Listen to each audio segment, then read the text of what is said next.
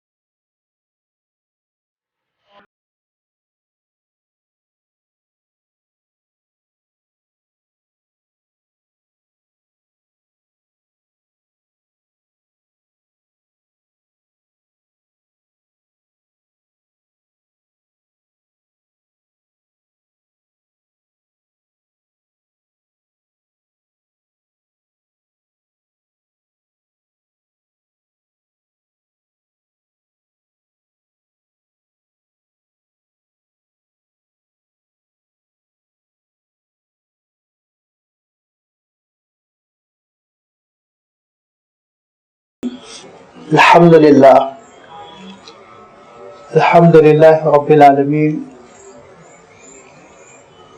والصلاة والسلام علی سید المرسلین وعلی آلہ واصحابہ اجمعین، اما بعد۔ سورۃ الحجر کی یہ آخری 14 آیتیں ہیں جن کے بھی آپ کے سامنے تلاوت کی گئی۔ آیت نمبر 85 سے سلسلہ شروع ہو رہا ہے اور اس کی آخری آیت نمبر 99 پہ یہ سلسلہ ختم ہوا۔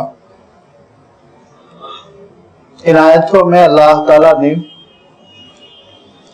پورے سورۃ الحجر کا نچوڑ، خلاصہ، اس کا لب لباب اور اس کا جو حاصل ہے وہ بیان فرمایا۔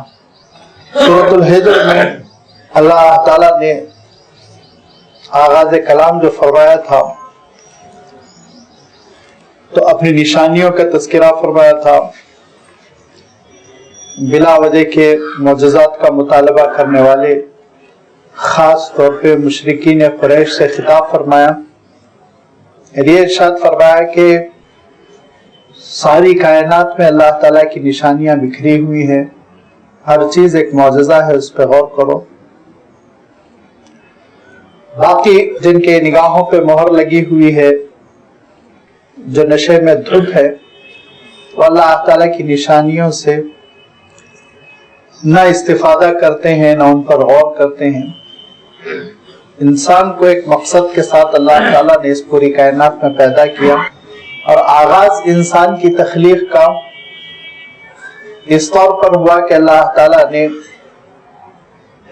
فرشتوں کے درمیان اعلان فرمایا کہ میں آدم کا خاکی پتلا تیار کرنے والا ہوں جس کے لیے تم سجدہ ریز ہو جانا۔ تو ابلیس نے حضرت آدم کی فضیلت ماننے سے انکار کیا، سجدہ کرنے سے انکار کیا، اور نہ صرف یہ کہ وہ اللہ تعالیٰ کی یہ بات اس نے تسلیم نہیں کی، بلکہ اس نے یہ بھی اعلان کر دیا کہ اب جنگ کا آغاز ہے، میں ابن آدم کو بہکانے کی کوشش کروں گا۔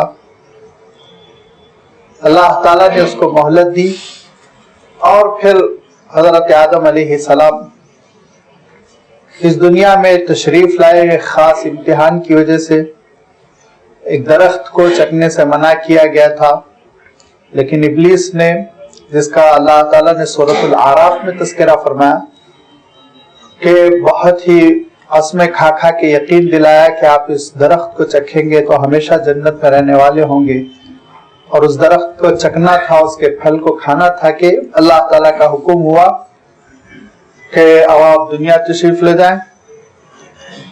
حضرت آدم علیہ السلام جب دنیا پہنچے تو اللہ تعالیٰ نے یہ اعلان کیا حضرت آدم علیہ السلام کی توبہ قبول کرتے ہوئے کہ جب جب میرے صحیفے آئیں گے اور میرے رسول اور نبی آئیں گے، لوگ ان کو جب تسلیم کریں گے تو پھر وہ اسی جنت میں داخل ہو جائیں گے جس جنت سے آج نکلنا پڑا ہے۔ اور اللہ تعالیٰ نے یہ ارشاد فرمایا کہ اس وقت جب داخل ہوں گے تو ادخلوها بسلام آمینین، ہمیشہ کے لیے داخل ہوں گے، اب اس سے نکلنے کا اندیشہ اور خطرہ باقی نہیں رہ جائے گا۔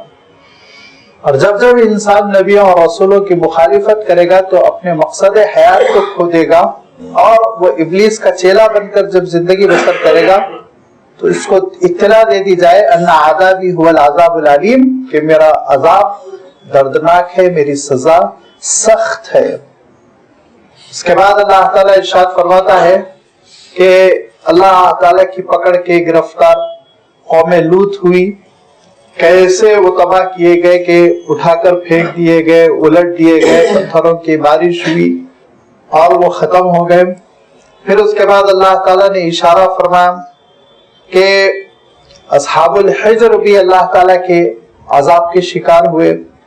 وہ اصحاب الحجر جو پتھروں کو تراش تراش کے گھر بناتے تھے، جو بہت شان و شوکت سے جیتے تھے، جن کو اپنی طاقت پہ بڑا غرور تھا، لیکن فَأَخَذَتْهُمُ الصَّيْحَةُ مُصْبِحِينَ، ایک صبح تھی کہ ایک چنگھاڑ اور ایک ڈانٹ اور ایک آواز، ایک گرج تھی جس سے کہ وہ تباہ کر دیے گئے۔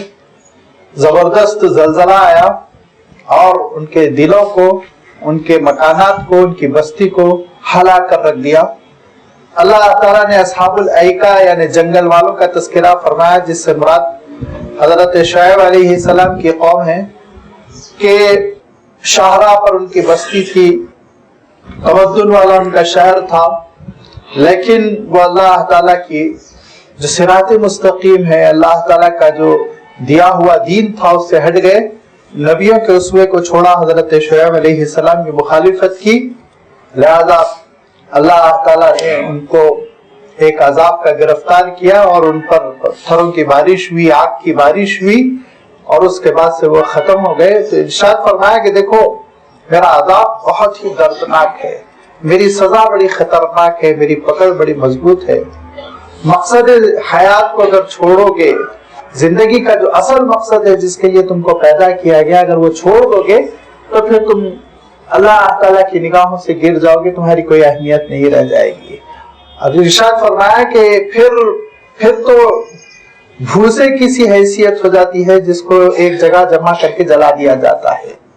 لہذا اللہ تعالیٰ ارشاد فرماتا ہے یہ کائنات جو بنائی گئی یہ کوئی کھیل نہیں ہے، یہ کوئی آپس ایک بیکار کے ڈرامہ نہیں کیا گیا، بلکہ یہ کائنات ایک مقصد کے ساتھ بنائی گئی۔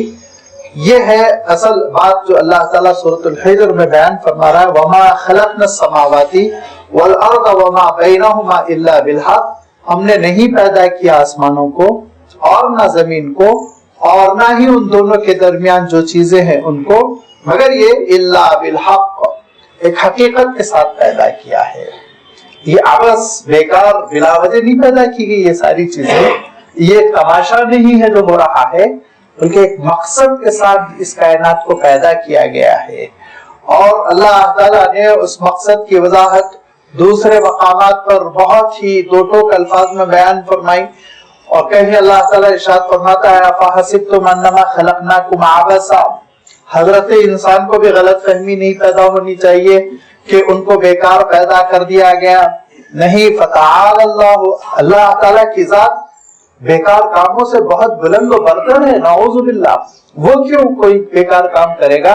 لہذا اللہ تعالیٰ نے ایک مقصد کے ساتھ اس کائنات کو پیدا کیا، اور اس مقصد میں رنگ بھرنے کے لیے، اس مقصد کو پورا کرنے کے لیے انسان کو اس کائنات میں بھیجا گیا، اور پھر انسان کو ذمہ داریاں دی گئی جن کا تذکرہ کرتے ہوئے اللہ تعالیٰ ارشاد فرماتا ہے کہ وَمَا خَلَقْتُ الْجِنَّ وَالْإِنسَ إِلَّا لِيَعْبُدُونَ، کہ یہ جن اور انسان جو پیدا کیے گئے ان کا مقصد یہ ہے کہ امتحان یہ ہے کہ وہ اللہ کی عبادت کریں، اور اللہ کی عبادت کر کے اللہ تعالیٰ کی رحمتوں کو اس کائنات میں نمایاں کریں، ورنہ اللہ تعالیٰ کی رحمتیں چھپی رہ جاتی، اور رحمان کی رحمتوں کا اعتراف کرنے والا کوئی نہ ہوتا، جنت وجود میں نہ آتی اور جنت میں جانے کے لوگ اہل قرار نہ پاتے۔ لہذا اللہ تعالیٰ نے مقصد کے ساتھ یہ کائنات پیدا کی۔ اگر انسان اس مقصد کو بھول جائے تو پھر اس کے معنی یہ کہ بہت بڑی عظیم الشان خطرناک قسم کی گمراہی کا وہ شکار ہو جائے گا۔ انسان کو مقصد یاد دلایا گیا۔ ہر صورت میں آپ بڑی صورتوں میں خاص طور پر دیکھیں گے کہ اللہ تعالیٰ نے انسان کو مقصد یاد دلایا۔ دیکھو تمہارا یہ ایک سفر ہے، سفر کا ایک مرحلہ ہے، اس دنیا کو تم سب کچھ نہ سمجھو، یہ دنیا کو چھوڑ کر جانا ہے، موت آنی ہے، موت کے بعد حساب کتاب ہے۔ لہذا اللہ تعالیٰ نے اس کائنات کے سلسلے میں یہ فیصلہ فرمایا کہ یہ کائنات عارضی رہے گی اور ایک وقت آئے گا یہ کائنات ختم کر دی جائے گی، جس کو قیامت سے اللہ تعالیٰ نے موصوف فرمایا، جس کو اللہ تعالیٰ نے کبھی کبھی ساعہ سے، گھڑی آنے والی گھڑی، کبھی کبھی اللہ تعالیٰ نے القاریہ سے زبردست جھٹکا دینے والی گھڑی، کبھی کبھی اللہ تعالیٰ نے الحاقہ سے جس کی تعبیر فرمائی کہ وہ حقیقت جو برپا ہو کر رہے گی، کبھی کبھی اللہ تعالیٰ نے یوم الحشر سے، اور کبھی کبھی اللہ تعالیٰ نے اس کو الفنا سے، اور مختلف اللہ تعالیٰ نے تعبیرات سے قرآن پاک میں اس حقیقت کو بیان فرمایا کہ دیکھو کائنات ختم ہو کر رہے گی۔ یہاں فرمایا کہ وَإِنَّ السَّاعَةَ لَآتِيَةٌ، قیامت آ کر رہے گی، یہ ایک حقیقت ہے، اس میں کسی قسم کا کوئی شک و شبہ کسی کو نہیں ہونا چاہیے۔ یہ تمام مذاہب بھی کہتے ہیں، یہ تمہاری سائنس بھی کہتی ہے، اور یہ عقل انسانی بھی کہتی ہے، اور انسان کا ریسرچ بھی کہتا ہے کہ یہ کائنات ختم ہو کر رہے گی۔ آج اس بات کا اعتراف کرتے ہیں سائنسدان کہ ضرور ایک وقت آئے گا جس وقت کے یہ ستارے آپس میں ایک دوسرے سے ٹکرائیں گے، یہ نظام درہم برہم ہو جائے گا، اور اس کے بعد سے پھر دنیا ختم ہو جائے گی۔ اسی کو اللہ تعالیٰ نے قیامت سے تعبیر فرمایا، جس دن اذا زلزلت الارض زلزالہا، زبردست قسم کا دنیا میں ایک زلزلہ ہوگا، ہلا کر رکھ دی جائے گی، اس کے بعد کائنات فنا ہو جائے گی، پھر دوسرا سور پھونکا جائے گا، میدان حشر برپا ہوگا۔ یہاں صرف اتنا تذکرہ فرمایا کہ دیکھو ہم نے زمین اور آسمان اور زمین اور آسمان کے درمیان جتنی چیزیں ہیں ان سب کو ایک مقصد کے ساتھ پیدا کیا، بغیر مقصد کے پیدا نہیں کیا۔ اور مقصد کیا ہے یاد رکھو کہ قیامت کا برپا ہونا، قیامت کے دن حشر نشر ہونا، تمہارا حساب کتاب ہونا، نیکوں کو اجر ملنا۔ اب جو نبی کو ستا رہے ہیں، نبی کی مخالفت کر رہے ہیں، ان کے بارے میں فرمایا فَاصْفَحِ الصَّفْحَ الْجَمِيلَ، اے اللہ کے رسول، اے نبی، آپ ان سے اچھے اور خوبصورت انداز میں عفو و درگزر کا معاملہ کیجئے، نظر انداز کیجئے، ان کو چھوڑ دیجئے۔ الصفح اس کے معنی ہوتے ہیں عفو و درگزر کرنا، معاف کرنا، نظر انداز کرنا، نظریں پھیر لینا۔ اور الجمیل آپ جانتے ہیں خوبصورت کے لیے کہتے ہیں، حسین کے لیے کہتے ہیں، لہذا فَاصْفَحِ الصَّفْحَ الْجَمِيلَ ارشاد فرمایا بہترین انداز میں آپ ان کو درگزر کر دیجئے۔ مفسرین حضرات فرماتے ہیں کہ بہترین انداز میں، خوبصورت انداز میں درگزر کر دیجئے، اس کا مفہوم کیا ہے؟ اس کا مفہوم یہ ہے کہ ایک تو معاف کر دینا ہوتا ہے کہ انسان معاف کر دیا، اور بہت اچھی ادا ہے، اللہ تعالیٰ کو بھی پسند ہے، اللہ تعالیٰ بھی معاف فرماتا ہے، بندوں کو معاف کرنے کی تلقین فرماتا ہے، معاف کرنے والے بندوں کو پسند فرماتا ہے۔ لیکن ایک بہت ہی بہترین انداز میں معاف کرنا ہوتا ہے، وہ اس سے بڑھ کر ہوتا ہے، اور وہ احسان کے درجے کی چیز ہے۔ وہ کیا ہے؟ مثلاً بطور مثال کسی نے قصور کیا، آپ نے اس کو معاف کر دیا، لیکن اس کے بعد دوسرے تیسرے دن یا دوسری تیسری ملاقات میں یہ کہیں کہ ابھی پرسوں معاف کیا تھا نا، اب نہیں کرنا چاہیے، دیکھو اس دن معاف کر دیا تھا نا، اب پھر دوبارہ غلطی نہ کرو۔ بار بار اس کو جتانا کہ میں تم کو معاف کر چکا ہوں، اس کی وجہ سے جس کو معاف کیا گیا اس کے اندر کبھی کبھی سیکلی پھر دوبارہ انتقام لینے اور ستانے کا ایک جذبہ پیدا ہوتا ہے، بار بار مجھ پہ احسان کیوں جتاتے رہتے ہیں، ایک کمزرفی اس کے اندر پیدا ہو جاتی ہے، اور یہ محسوس ہوتا ہے کہ میں ان سے کمتر ہوں، یہ میرے محسن بنے جا رہے ہیں، لہذا پھر وہ نقصان پہنچانے کی کوشش کرتا ہے۔ صفحہ زمین یہ ہے کہ ایسا معاف کرنا، بعد میں پھر اس کو یاد بھی نہ دلانا، کچھ ہوا تھا ہمارے اور تمہارے درمیان، اس کا تذکرہ بھی نہ کرنا. چنانچہ اللہ کے رسول صلی اللہ علیہ وسلم کو یہ تاکید ہوئی، یہ اس لیے ہوئی کہ بہت سے بڑے بڑے منکرین مخالفین ابھی تو قتل کے در پہ ہیں اور خون کے پیاسے ہوئے جا رہے ہیں، جانی دشمن ہیں، لیکن آپ کے قدموں میں کل آنے والے ہیں، کل وہ آپ کی دیوانے ہونے والے ہیں، کل وہ ایمان قبول کر کے آپ کے ساتھ زندگی بھر رہنے والے ہیں. لہذا ایسا نہ ہو کہ آج ان کو معاف کر دیا جائے، کل جب وہ لوٹ کر آ جائے تو ان کو محسوس ہو کہہ رہے ہمارے ساتھ تو بہت بڑا احسان ہوا تھا، ہمارے ساتھ تو ایسا ہوا تھا، سارے لوگوں میں نے یہ کیا تھا، محمد نے یہ کیا تھا. ایسا احساس ہی نہ رہ جائے، جب آ جائے تو دل کھول کر آ جائے.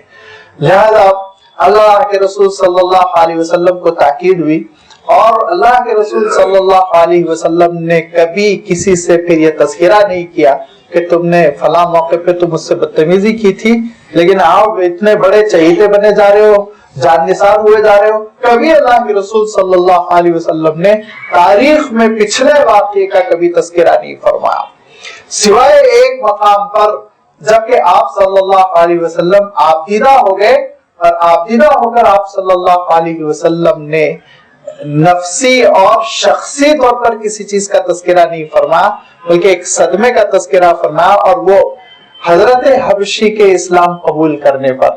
جب حضرت حبشی نے اسلام قبول کیا، جنہوں نے حضرت حمزہ رضی اللہ تعالیٰ عنہ کو میدان احد میں شہید کر دیا تھا، وہ جب اسلام قبول کیے اور اسلام قبول کرنے کے بعد کہا میں وہی حبشی ہوں جنہوں نے حضرت حمزہ کو شہید کیا تھا، میں نے ہی حضرت حمزہ کو نشانہ بنایا تھا، تو آپ صلی اللہ علیہ وسلم کو اپنے چچا کی موت یاد آ گئی. تو آپ نے کہا کہ دیکھو حبشی، ہمارے سارے گناہ معاف ہو گئے، تم نے اسلام قبول کر لیا، اور الاسلام یہدم ما کان قبلہ، اسلام کی وجہ سے سارے گناہ تمہارے معاف ہو گئے، لیکن حبشی تم اتنا کرنا، میرے سامنے نہ آنا، کیونکہ تم سامنے آتے ہو تو چچا یاد آتے ہیں. ان کے دل پر بہت بڑا بوجھ گزرا یہ کہ اللہ کے رسول صلی اللہ علیہ وسلم نے یہ فرما دیا کہ سامنے نہ آنا. بڑا صدمہ تھا، دیکھتے دیکھتے بالکل آخری دنوں میں انہوں نے اسلام قبول کیا تھا، آپ صلی اللہ علیہ وسلم کی بھی وفات ہو گئی. اور جب آپ صلی اللہ علیہ وسلم کی وفات ہو گئی تو ان کا صدمہ یہ بڑھ گیا کہ میں کوئی خدمت نہیں کر سکا اللہ کے رسول صلی اللہ علیہ وسلم کی، کوئی ایسا کارنامہ نہیں انجام دے سکا کہ اللہ کے رسول صلی اللہ علیہ وسلم کچھ انعام دیتے. یہاں تک کہ زبردست قسم کی جنگ یمامہ ہوئی، جس میں کہ مسیلمہ کذاب نے نبوت کا دعویٰ کر کے پورے یمنیوں کو ساتھ لینے کی کوشش کی، اور اسلام کے خلاف اس نے زبردست بغاوت کر دی، اور اس کے بعد سے جنگ ہوئی، اور اس جنگ میں حبشی نے وہی تدبیر اپنائی جو تدبیر غزوہ احد میں اپنائی تھی. دور سے نشانہ لگایا مسیلمہ کا، اور مسیلمہ کا کام تمام کر دیا. اس کے بعد پھر بہت زبردست جنگ تھی، اندیشہ تھا کہ مسلمانوں کے پیر اکھڑ جاتے اور وہ غالب آ جاتے، لیکن جیسے ہی مسیلمہ مر گیا تو پھر اس کے بعد سے دھیرے دھیرے مسلمانوں کے قدم جمتے چلے گئے، اور پھر وہ فوج اس کے قدم اکھڑ گئے، شکست کھا گئی، اور وہ جھوٹی نبوت کا مسئلہ ختم ہو گیا. دھیرے دھیرے رات ہو گئی، سب سو گئے، حبشی بھی سو گئے. اب جس حبشی سے اللہ کے رسول صلی اللہ علیہ وسلم نے کہا تھا حبشی تم میرے پاس نہ آنا، آنے سے چچا یاد آتے ہیں، اس حبشی کے خواب میں خود اللہ کے رسول آ گئے، اور آنے کے بعد اللہ کے رسول صلی اللہ علیہ وسلم نے کہا کہ میں تم سے خوش ہوں، مطمئن ہوں کہ تم نے اتنا بڑا کارنامہ انجام دے دیا کہ تمہارے پورے داغ دھل گئے. لہذا ایک واقعہ ایسا تھا جس میں آپ صلی اللہ علیہ وسلم نے پچھلی ایک تکلیف کا تذکرہ کیا تھا، اس واقعے کا بھی اللہ تعالیٰ نے پھر ایک خاص انداز میں ازالہ فرمایا. فصفح الصفح الجمیل، بڑے اچھے انداز میں اے اللہ کے رسول آپ معاف فرماتے جائیے، آپ کام کرتے چلے جائیں اور آپ دعوت دیتے چلے جائیں.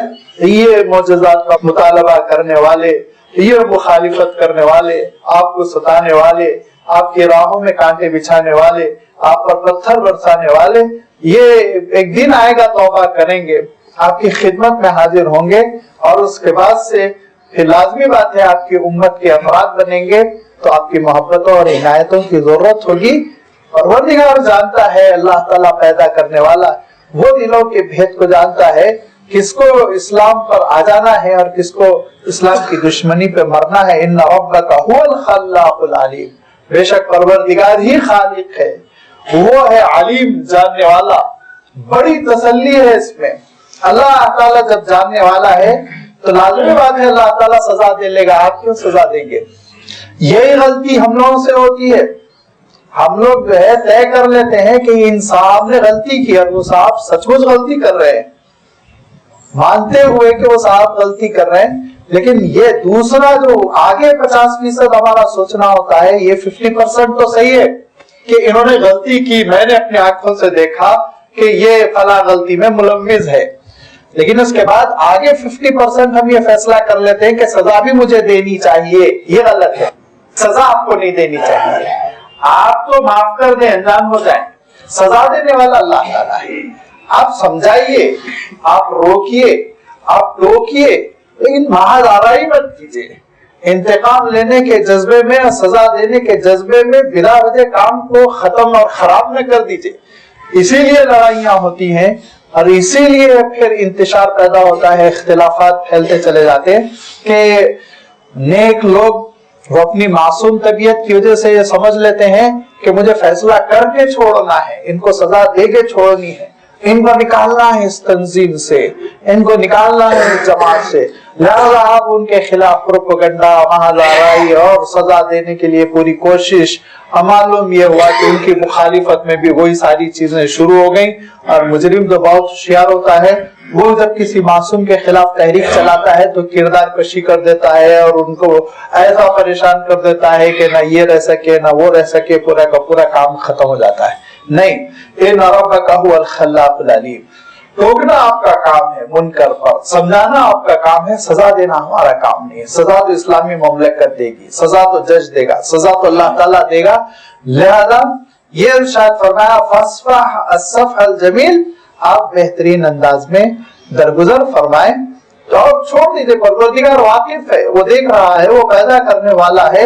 جن کو سزا دینا ہے وہ سزا دے گا. وَلَقَدْ آتَيْنَاكَ سَبْعًا مِنَ الْمَثَانِي وَالْقُرْآنَ الْعَظِيمِ، اور بے شک ہم نے آپ کو عطا کیا 7 بار بار پڑھی جانے والی چیزیں اور قرآن کریم، قرآن عظیم. سبعًا من المثانی، مثانی یہ لفظ بنا ہے مثنا سے، اور مثنا سے یہ لفظ جب بنتا ہے تو اس کے معنی ہوتے ہیں مکرر، بار بار اعادے کے ساتھ جو چیز کی جاتی ہے وہ مثنا مثنا، اور بار بار سے اس کا مفہوم ہوتا ہے. تو سبعًا من المثانی 7 بار بار مکرر پڑھی جانے والی چیزیں یا 7 مکرر چیزیں، اس سے کیا مراد ہے؟ اس پہ تھوڑا سا اختلاف ہے. آگے فرمایا والقرآن العظیم، اور ہم نے آپ کو عطا کیا ہے قرآن عظیم. تو قرآن عظیم تو خیر بالکل کھلی ہوئی بات ہے. قرآن پاک کی طرف اللہ تعالیٰ اشارہ فرما رہا ہے کہ ہم نے بے شک آپ کو قرآن مجید عطا کیا ہے. لیکن 7 بار بار پڑھی جانے والی چیزیں یا 7 مکرر چیزیں، اس سے کیا مفہوم ہے؟ اس سلسلے میں پہلی بات تو یہ کہ بعض مفسرین نے 7 سورتوں کا نام لیا، بعض الگ الگ صورتیں جن کی فضیلتیں بیان کی گئی. لیکن بہرحال صرف 7 صورتوں کو مخصوص کرنا یہ تو سمجھ میں نہیں آتا. بعض مفسرین نے کہا کہ پورا کا پورا قرآن مجید مراد ہے، اور اس کو 7 مکرر چیزوں سے اللہ تعالیٰ نے 2 وجہ سے تعبیر فرمایا. ایک تو یہ کہ اس کی 7 منزلیں ہیں، صحابہ جس کو 7 منزلوں میں تقسیم کر کے تلاوت کرتے تھے 7 دنوں میں، وہ مراد ہے. اور چونکہ اس میں آپ دیکھیں گے کہ واقعات کا اعادہ ہے، احکام کا اعادہ ہے، مکرر اللہ تعالیٰ نے بعض باتیں ارشاد فرمائی، اسی لیے اللہ تعالیٰ نے اس کو مثانی سے موسوم کیا. یہ بات مفسرین کی رائے ہے. تو کیا ہو گیا؟ سبعًا من المثانی، اس سے بھی پورا قرآن پاک 7 منزلوں والا، اور والقرآن العظیم پھر تاکید کے لیے دوسرا لفظ قرآن عظیم ہو گیا. لیکن لازمی بات ہے اگر آپ غور کریں تو صاف محسوس ہوگا ذرا سا، یعنی 7 مکرر اور وہ بھی قرآن پاک مراد ہے، پھر والقرآن العظیم یہ بھی قرآن مجید، 2 بار اعادہ قرآن مجید کا کرنا اور قرآن پاک کی طرف 2 بار اشارہ کرنا، ذرا یہ سمجھ میں آنے والی بات نہیں ہے. اسی لیے صحابہ کی بڑی ایک تعداد، مفسرین کی بڑی تعداد اور صحابہ مفسرین کو تو چھوڑیے، خود حضور اکرم صلی اللہ علیہ وسلم کے بعد ارشادات یہ ہیں کہ 7 من المثانی سے مراد سورۃ الفاتحہ ہے، 7 من المثانی سے مراد سورۃ الفاتحہ ہے، اور سورۃ الفاتحہ کی 7 آیتیں ہوتی ہیں بسم اللہ کو 7 شمار کرنے کی وجہ سے، اور اکثر و بیشتر ائمہ سورۃ الفاتحہ کی جز مانتے ہیں بسم اللہ الرحمن الرحیم کو۔ یہ قرآن پاک کا تو جز ہے، لیکن ہر سورت کا جز ہے یا نہیں ہے اس میں اختلاف ہے، لیکن بہت سارے ائمہ کہتے ہیں کہ سورۃ الفاتحہ کا جز ہے وہ پہلی سورۃ الفاتحہ کی آیت ہے، لہذا یہ 7 آیتیں چونکہ قرآن مجید کی جڑ ہے، یہ 7 آیتیں چونکہ قرآن مجید کا انٹروڈکشن ہے، مقدمہ ہے، ان کو فاتحۃ الکتاب کہا گیا ہے کہ ان کے ذریعے سے قرآن پاک کھل کر سامنے آ جاتا ہے، یہ قرآن مجید کو کھول کر رکھ دیتی ہیں، اسی لیے ان کو فاتحہ کہا گیا۔ اور چونکہ اس سورت کی غیر معمولی اہمیت ہے، اور اللہ کے رسول صلی اللہ علیہ وسلم بھی اس کا تذکرہ فرماتے اور یہ ارشاد فرماتے کہ اللہ تعالیٰ نے بطور خاص مجھے یہ سورت عنایت فرمائی، پچھلے صحیفوں میں اس سورت کی کوئی نظیر، اس کی کوئی ایگزامپل، اس کا کوئی بدل نہیں تھا، اللہ تعالیٰ نے خاص طور پر مجھے یہ سورت عنایت فرمائی، اور بار بار اس لیے اس کو کہا گیا کہ اس کو بار بار پڑھا جاتا ہے، ہر رکعت میں پڑھا جاتا ہے، حکم دیا گیا ہے اس کے تکرار کا، حکم دیا گیا ہے اس کی مکرر تلاوت کا، لہذا اللہ تعالیٰ نے اس کے لیے 7 من المثانی کا لفظ ارشاد فرمایا۔ گویا کہ اختصار کے ساتھ ایک قرآن مجید کا خلاصہ ہے، اور پھر قرآن مجید خود اس کی تفسیر ہے، اس کی وضاحت ہے۔ اور سورۃ الفاتحہ کے موقع پر یہ بات گزر چکی کہ آپ دیکھیں گے سورۃ الفاتحہ میں آپ غور کریں گے تو قرآن پاک میں اللہ تعالیٰ نے جو 5 باتیں کھول کر تفصیل کے ساتھ بیان فرمائی، ان 5 باتوں کو اللہ تعالیٰ نے انتہائی اختصار کے ساتھ سورۃ الفاتحہ میں بیان فرمایا۔ قرآن مجید میں 5 علوم ہیں۔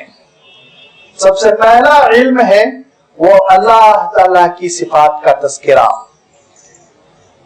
چنانچہ آپ دیکھیں گے سورۃ الفاتحہ میں الحمدللہ رب العالمین سے اللہ تعالیٰ نے ان سارے علوم کو گویا کہ خلاصہ کر دیا، نچوڑ اس کا بیان کر دیا۔ دوسری چیز ہے قرآن مجید میں اللہ تعالیٰ نے شریعت نازل فرمائی، شریعت کے احکام نازل فرمائے، کیا کرنا ہے کیا نہیں کرنا چاہیے، احکام جس کو آپ کہتے ہیں احکام کا علم۔ لہذا اللہ تعالیٰ نے سورۃ الفاتحہ میں ایاک نعبد و ایاک نستعین سے ساری شریعت کا خلاصہ فرما دیا۔ تیسری چیز ہے اللہ تعالیٰ نے قرآن پاک میں قیامت کا تذکرہ فرمایا، موت اور موت کے بعد کا تذکرہ فرمایا، قیامت کے احوال، جنت جہنم کا تذکرہ فرمایا تفصیل کے ساتھ۔ اور آپ دیکھیں گے اللہ تعالیٰ نے سورہ فاتحہ میں مالک یوم الدین کہہ کے اس کا پورا خلاصہ کر دیا کہ یوم الدین انصاف کا دن برپا ہونے والا ہے، ججمنٹ ہوگا تو اچھوں کو اجر ملے گا، بروں کو سزا ملے گی، یہ سب کچھ خود بخود سمجھ میں آ گئی۔ چوتھی چیز اللہ تعالیٰ نے قرآن مجید میں اپنے نیک بندوں کا تذکرہ فرمایا، نبیوں کا، رسولوں کا، صالحین کا، اور ان پر اللہ کی کیسے مدد نازل ہوئی، ان کی اللہ نے کیسے نصرت کی اس دنیا میں، اللہ تعالیٰ نے ان کو کیسے محبوب قرار دیا۔ سورۃ الفاتحہ میں آپ دیکھیں گے اہدنا الصراط المستقیم صراط الذین انعمت علیہم، اے اللہ ان نیک بندوں کے راستے پہ چلا جن پر انعامات کی بارش ہوئی کہہ کے ان کا اشارہ ہو گیا۔ اور قرآن پاک میں اللہ تعالیٰ نے 5ویں چیز جو بیان فرمائی کہ اللہ تعالیٰ کے نظام کے خلاف بغاوت کرنے والوں پر کیسے اللہ کا غضب آیا، کیسے عذاب آیا، کیسے تباہ کر دیے گئے، کیسے تباہ کر دیے جائیں گے۔ سورۃ الفاتحہ میں آپ دیکھیں گے یہ 5ویں چیز غیر المغضوب علیہم ولا الضالین کہہ کے بیان کر دی گئی۔ تو قرآن مجید کے جو 5 علوم ہیں وہ 5 علوم کو سمندر کو کوزے میں بیان کر دیا گیا، سورۃ الفاتحہ میں رکھ دیا گیا، اور اسی لیے یہ قرآن پاک کو کھول کر ہمارے اور آپ کے سامنے رکھ دیتی ہے۔ اسی لیے اللہ تعالیٰ نے اس سورت کی جو فضیلت ہے، اس کی جو اہمیت ہے، خاص طور پر اس کا تذکرہ فرمایا کہ اے نبی ترجمہ کچھ اس طرح کا ہوگا، اے نبی ہم نے آپ کو سورۃ الفاتحہ جیسی بار بار پڑھی جانے والی عظیم الشان سورت اور مفصل قرآن مجید دونوں چیزیں ہم نے آپ کو عطا کی ہیں۔ یہ ہے اب جب ہم نے اتنی بڑی نعمت دے دی، اب اللہ کا صحیفہ آپ کو مل گیا اور اس صحیفے میں ایک ایسی صورت ہے جس کی نظیر کسی صحیفے میں نہیں, کسی پچھلی کتاب میں نہیں, اور نہ اس کی نظیر آگے کبھی کسی کتاب میں ملنے والی ہے. لہذا لا تمدن عینیک الی ما متعنا به ازواجا منهم, ہم نے جو لوگوں کو طرح طرح کی دنیا کی زندگی کا ساز و سامان دے دیا اس کی جانب آپ نگاہ اٹھا کر بھی نہ دیکھیں. لازمی بات ہے اللہ کے رسول صلی اللہ علیہ وسلم نگاہ اٹھا کر نہیں دیکھتے تھے, لیکن اسلام قبول کرنے والے, نئے نئے اسلام میں داخل ہونے والے, ان کو یہ احساس ہوتا تھا کہ یہ آخری رسول ہے, یہ آخری نبی ہیں, اللہ کے سب سے مقبول بندے ہیں, تو پھر ان کی یہ سادگی کیوں, جھوپڑی میں زندگی کیوں, اتنی چھوٹی جھوپڑی کہ حضرت عائشہ اس کے بارے میں بیان کرتی ہیں کہ میں کھڑی ہوتی تو سر میرا چھت سے لگنے لگتا, اور بیان کرتی ہیں اتنی مختصر کہ رات میں آپ صلی اللہ علیہ وسلم تہجد پڑھتے تو اس موقع پہ جب سجدے میں جاتے تو جگہ اتنی کم ہوتی کہ میرے قدموں پہ سے ہٹانا پڑتا تھا کونے میں. تو آپ سوچئے کہ اللہ کے رسول صلی اللہ علیہ وسلم کے گھر کا عالم یہ, اور وہ کتنی بڑی رہی ہوگی. آج آپ روزہ اطہر کو دیکھ لیجیے, اس سے اندازہ ہو جائے گا. تو یہ اتنی چھوٹی سی جھوپڑی میں آپ صلی اللہ علیہ وسلم کا قیام نمبر 1, اور سادگی کا عالم یہ کہ ایک صحابی حاضر ہوئے اور انہوں نے اللہ کے رسول صلی اللہ علیہ وسلم سے ملاقات کی خواہش ظاہر کی. آپ صلی اللہ علیہ وسلم نے ان کی درخواست منظور کی, باہر تشریف لائے. چونکہ اس زمانے میں عام طور پر تہبند پہن کے لوگ رہا کرتے تھے, اور باہر ملنا ہو تو اوپر چادر ڈال کے مل لیا کرتے تھے, اور اہتمام سے باہر جانا ہو تو وہ پورا جبہ پہنتے تھے جو آج بھی عرب پہنتے ہیں. تو آپ صلی اللہ علیہ وسلم جب باہر تشریف لائے تو آپ صلی اللہ علیہ وسلم کے شانے کھلے ہوئے تھے, تو انہوں نے دیکھا کہ شانے پر چٹائی کے نشانات ہیں. تو وہ صحابی یہ کہتے ہیں اللہ کے رسول, قیصر و کسریٰ کا عالم یہ ہے کہ ریشم کے پردے ان کے دروازوں پر لٹک رہے ہیں اور محل میں وہ زندگی بسر کرتے ہیں, ہر قسم کے آرام کا سامان ان کے لیے میسر ہے. اللہ کے رسول آپ اجازت دیں, آپ کے لیے بھی میں گدا بنا کر پیش کر دوں. تو اللہ کے رسول صلی اللہ علیہ وسلم اسی آیت کی گویا تشریح فرماتے ہیں اور یہ ارشاد فرماتے ہیں کہ اما انا کراکبن استظل تحت شجرۃ, مجھے کوئی ضرورت نہیں, میں تو اپنے آپ کو ایک ایسا مسافر سمجھتا ہوں جو ایک درخت کے نیچے کچھ دیر سستانے کے لیے بیٹھا ہوا ہے, مجھے گدے کی بھی ضرورت نہیں. اور حضرت عائشہ فرماتی ہیں آپ کا جو گدا تھا اس میں کھجور کی چھال بھری ہوئی تھی. حضرت عائشہ فرماتی تھی آپ صلی اللہ علیہ وسلم کے وفات کے بعد, لوگوں تم کو غلط فہمی نہیں ہونی چاہیے, دیکھو یہی 2 جوڑے تھے, ایک تہبند ایک جبہ, جو آپ صلی اللہ علیہ وسلم کے پاس انتقال کے وقت تھا. حضرت عائشہ کھل کے کہتی تھی کہ جس وقت اللہ کے رسول صلی اللہ علیہ وسلم کی وفات ہوئی 3 چیزیں آپ کی ملکیت میں تھی. کہا ایک وہ سفید خچر, اور دوسرے ایک آپ صلی اللہ علیہ وسلم کا ہتھیار, اور وہ مجنہ جس سے حفاظت کی جاتی ہے جنگ میں, شیلٹر جو ہوتا تھا وہ بھی یہودی کے پاس رہن رکھا ہوا تھا, اور تیسرے ایک فدق کی زمین جو آپ صلی اللہ علیہ وسلم نے مسلمانوں کی خدمت کے لیے وقف کر دی تھی. یہ آپ حضرت عائشہ فرمایا کرتی تھی, اور یہ ارشاد فرماتی تھی جس رات بہت طبیعت بگڑ گئی اس رات تو میرے گھر میں چراغ میں تیل بھی نہیں تھا, تو میں پڑوسنوں کے گھر بھاگ رہی تھی کہ ایک چراغ دے دو, آج نبی کی طبیعت خراب ہے, مجھے تیل دے دو تاکہ میرے گھر میں چراغ جل سکے. اور فرمایا کہ عالم یہ تھا کہ ہمارے گھر 3 مہینے تک چولہا نہیں سلگتا تھا, لوگ پریشان ہو گئے, 3 مہینے چولہا نہیں سلگتا تھا, تو پھر گھر کا انتظام کیسے چلتا تھا؟ تو حضرت عائشہ فرماتی ہیں گھر کا انتظام ایسے چلتا تھا کہ انصاری صحابہ کھجور اور پانی تحفے میں بھیج دیتے تھے, وہ کھجور اور پانی پہ ہم گزارا کرتے تھے. عالم یہ تھا کہ اللہ کے رسول صلی اللہ علیہ وسلم واز فرما رہے ہیں, 80 لوگ بیٹھے ہوئے واز فرما رہے ہیں. تو ایک صحابی حضرت ابو طلحہ کہتے ہیں اتنی آواز کمزور ہو رہی تھی, اتنی کمزور ہو رہی تھی کہ میں سمجھ گیا کہ متواتر کئی روز کا فاقہ ہے. لہذا میں دوڑ کر اللہ کے رسول صلی اللہ علیہ وسلم کا آواز چھوڑ کے دوڑ کر اٹھے اور گھر گئے. گھر جانے کے بعد اپنی اہلیہ سے کہتے ہیں کہ کوئی چیز ہے جس سے ہم اللہ کے رسول صلی اللہ علیہ وسلم کی ضیافت کریں, میں نے آواز میں بہت کمزوری دیکھی ہے. تو کہتی ہیں کچھ نہیں ہے, چند مٹھی گیہوں ہے, آٹا ہے اور تھوڑے سے کھجور ہے. تو کہا کہ ایسا کرو اس سے آٹے کو گوندھ لو، روٹی بناؤ، اور کھجور اس سے جو ہے ایک میٹھا تیار ہو جائے گا، یہ اللہ کے رسول صلی اللہ علیہ وسلم کی خدمت میں پیش کریں گے، تم تیاری کرو، میں اللہ کے رسول صلی اللہ علیہ وسلم کو لے کر آتا ہوں۔ دوڑتے ہوئے مسجد نبوی میں حاضر ہوئے، اللہ کے رسول صلی اللہ علیہ وسلم کی خدمت میں حاضر ہو کے عرض کیا، اللہ کے رسول کچھ کھانے پینے کی چیز میرے گھر تیار ہوئی ہے، اگر آپ تشریف لے چلیں تو عنایت ہوگی۔ تو اللہ کے رسول صلی اللہ علیہ وسلم نے زور سے ارشاد فرمایا، ابو طلحہ کے گھر کچھ کھانا پینا بنا ہے، سب چلو سب چلو۔ اب وہ گھبرا گئے، پھر بھاگتے ہوئے کہا کہ وہ لے کر آ رہے ہیں جتنے مسجد میں تھے۔ تو وہ پوچھتی ہیں اللہ کے رسول صلی اللہ علیہ وسلم لا رہے ہیں؟ کہا اللہ کے رسول لا رہے ہیں۔ تو کہا بے فکر رہیے، پھر برکت ہوگی۔ لہذا اللہ کے رسول صلی اللہ علیہ وسلم تشریف لے آئے۔ اس کے بعد کہا تمہارے گھر میں کتنے آدمی داخل ہو سکتے ہیں؟ کہا اللہ کے رسول حجرے میں 10 آدمی بیٹھ سکتے۔ کہا 10 تم میں سے اندر جاؤ، اور کہا کہ 10 کو ان سے کہنا کہ روٹی گوندتی جائے اور پکاتی جائے، اور اس کے بعد سے روٹی وہ بھیجتی جائے، اور یہ 10 آدمی پہلے کھانا کھا لے۔ لہذا وہ روٹی پکاتی رہی، 10 آدمی کھانا کھا چکے نکل گئے، پھر 10 کو بھیجا، پھر 10 کو بھیجا، پھر 10 کو بھیجا۔ ابو طلحہ کہتے ہیں میں نے گن لیا 80 آدمیوں نے کھانا کھا لیا۔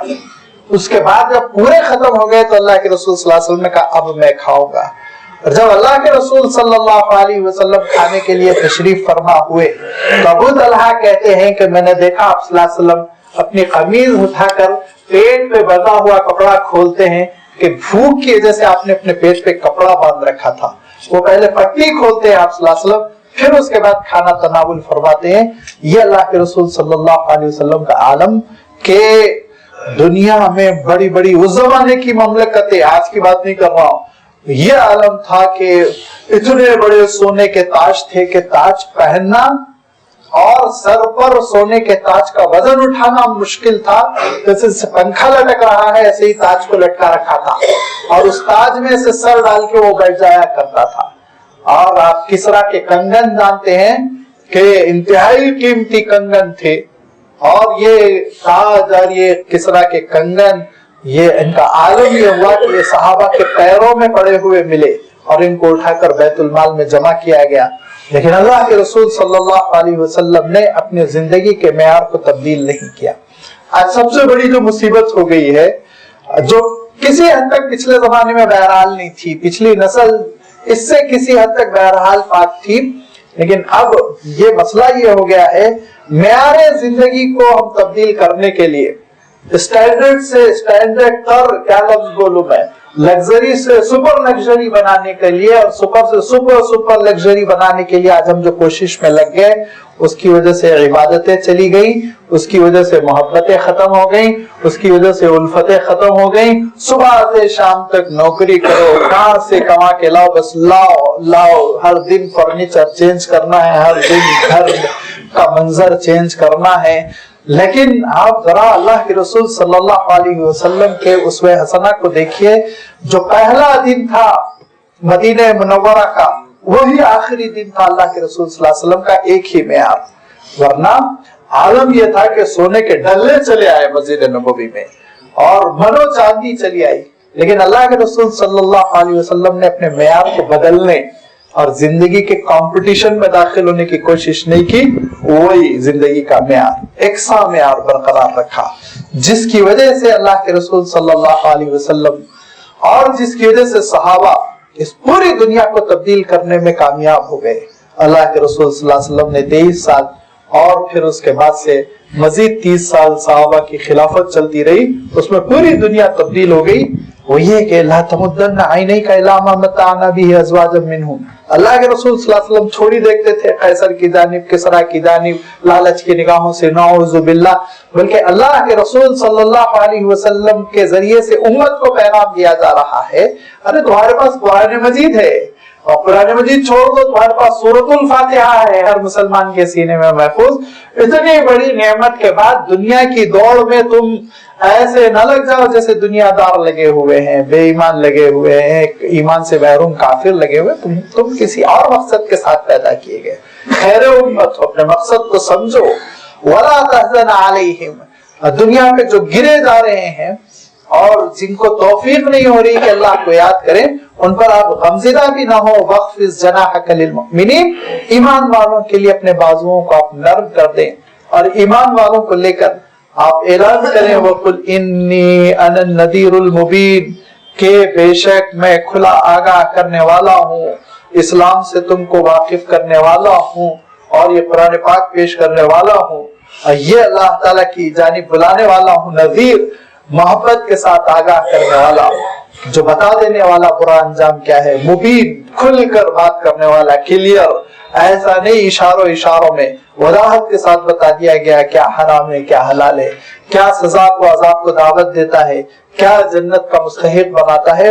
بالکل وضاحت کے ساتھ بات ارشاد کر دی گئی. فرمایا کہ اگرچہ کہ یہ قرآن پاک صرف اور صرف مسلمانوں کے لیے نہیں سب کے لیے اللہ تعالیٰ نے نازل کیا, لیکن کما انزلنا علی المقتسمین الذین جعلوا القرآن عیدین, لیکن یاد رکھو یہ قرآن پاک ان کے لیے بھی نازل کیا گیا ہے جو بانٹ دیتے ہیں, جو قرآن پاک کو ٹکڑے ٹکڑے کر دیتے ہیں. کیا ٹکڑے ٹکڑے کر دیتے ہیں کہ منکرین قریش کا مطالبہ یہ تھا کہ آپ ہمارے معبودوں کو برا بھلا نہ کہیے, باقی بات پیش کر لیجئے. تو آدھا قرآن ماننا چاہ رہے ہیں, آدھا قرآن نہیں ماننا چاہ رہے ہیں. قُلْ يَا أَيُّهَا الْكَافِرُونَ لَا أَعْبُدُ مَا تَعْبُدُونَ, نہیں یہ نہیں, یہ مت کہیے. کیا کہیے؟ اچھی اچھی باتیں کہیے, سب جنت میں جائیں گے کہیے, آدم کیسے پیدا ہوئے تھے کہیے, لیکن ایک اللہ کی عبادت کی بات مت کیجئے. یہ قرآن مجید کو بانٹنے کی کوشش کر رہے تھے, ٹکڑے ٹکڑے کر رہے تھے اور کہہ رہے تھے کہ کچھ آپ پیش کر سکتے ہیں کچھ آپ پیش نہیں کر سکتے, اس پہ معاہدہ کر لیجئے, ہم آپ کے ساتھ معاہدہ کر لیں گے. اللہ تعالیٰ ارشاد فرماتا ہے کہ یہ نہیں ہو سکے گا اس دنیا میں قیامت تک کہ قرآن مجید کے حصے ہوں, پورا قرآن مجید پیش کیا جائے گا. دنیا کہے گی کہ اچھی اچھی باتیں پیش کرو, لیکن یہ مت پیش کرو شراب حرام ہے, یہ مت پیش کرو سود پر پابندی لگا دی گئی, یہ کیوں بولتے ہو جوا حرام کر دیا گیا, چھوڑ دو یہ اڈوں کو, باقی باتیں اچھی اچھی پیش کرو, اخلاق کی باتیں پیش کرو, مسجد کی بات پیش کرو, فضائل پیش کر لو, نماز قائم کر لو, لیکن یہ چیزیں نہ پیش کرو. یہ پیش کرو گے تو جھگڑا ہوگا. کسی کو دیکھیں گے آپ کہیں گے وہ 24 آیتیں پیش نہ کرو, پورا قرآن مجید پیش کرو. کسی کو دیکھیں گے آپ وہ کہہ رہے ہیں کہ یہودیوں کے اوپر جو اللہ تعالیٰ نے لعنت نازل فرمائی اس کا جو اعلان نازل فرمایا اب وہ پرانا تاریخ کا پارینہ قصہ ہو گیا, وہ مت پیش کرو, باقی قرآن پیش کرو. نہیں, قیامت تک کے لیے پورا قرآن پیش کیا جائے گا. جو اللہ تعالیٰ نے کہہ دیا وہ کہا جائے گا, برابر کہا جائے گا, قیامت تک کہا جائے گا کہ سود لینے والا اللہ تعالیٰ سے جنگ کرنے کے مترادف ہے, کہا جائے گا کہ شراب ام الخبائث ہے. کہیں گے اور اسی کہنے پر مریں گے کہ اللہ تعالیٰ نے جوئے کو حرام قرار دیا. یہ ہم کہہ کے چھوڑیں گے کہ اللہ تعالیٰ نے وہ یہودیوں کی صفات پر لعنت کی. یہ بتایا جائے گا کہ قرآن پاک شرک کے خلاف ہے, بت پرستی کو پسند نہیں کرتا, چاہے کسی کو یہ بات پسند آئے نہ آئے. قرآن مجید کے حصے بکرے نہیں ہوں گے, ٹکڑے نہیں کیے جائیں گے, جیسے حصے بکرے اور ٹکڑے کر دیے گئے پچھلی کتابوں کے, اور کچھ چیزیں جو اچھی تھیں لے لی گئی, کچھ چیزیں جو پسند نہیں آ رہی تھی چھوڑ دی گئی. یہ قرآن مجید کے ساتھ نہیں ہوگا. اسی لیے اللہ تعالیٰ ارشاد فرماتا ہے فَوَرَبِّكَ لَنَسْأَلَنَّهُمْ أَجْمَعِينَ, تو تمہارے پروردگار کی قسم سب سے ہم پوچھیں گے, سب سے سوال کریں گے کہ کیا تم دنیا میں کر کے آئے, عَمَّا كَانُوا يَعْمَلُونَ, کیا کیا تم نے دنیا میں, حق کو پہنچایا نہیں پہنچایا, قرآن مجید کو پہنچایا نہیں پہنچایا. فضلہ بما تؤمر, اے نبی آپ کو جس کا حکم ہو رہا ہے آپ اس پہ جم جائیے, اس پہ اڑ جائیے.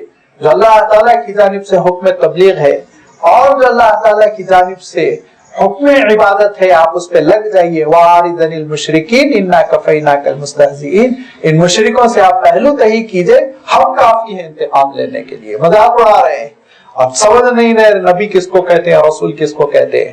اللہ تعالیٰ کی علاوت ہوتی ہے اور اللہ تعالیٰ کا یہ فیصلہ حق ہوتا ہے اور نبی اور رسول کے ساتھ اللہ کی مدد ہوتی ہے.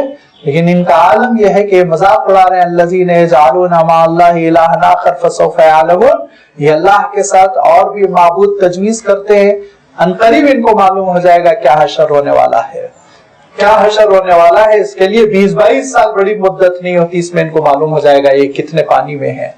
وَلَقَدْ نَعْلَمُ أَنَّكَ يَضِيقُ صَدْرُكَ بِمَا يَقُولُونَ, ہم جانتے ہیں کہ یہ جو کچھ کہتے ہیں اس سے کبھی کبھی آپ کے دل کو غم ہوتا ہے. یہ آپ کو جادوگر کہتے ہیں اور آپ جادو کو حرام قرار دیتے ہیں، یہ آپ کو ساحر کہتے ہیں، یہ آپ کو شاعر کہتے ہیں، یہ آپ کو مجنون کہتے ہیں، حالانکہ آپ کے قدموں تلے عقل کے خزانے ہیں، لیکن یہ ساری بدتمیزی کی باتیں کرتے ہیں۔ تو لہذا یہ جو کچھ کہہ رہے ہیں اس سے کبھی کبھی ہم جانتے ہیں انک یضیق صدرک بما یقولون، آپ کا سینہ تنگ ہو جاتا ہے، آپ غمزدہ ہو جاتے ہیں۔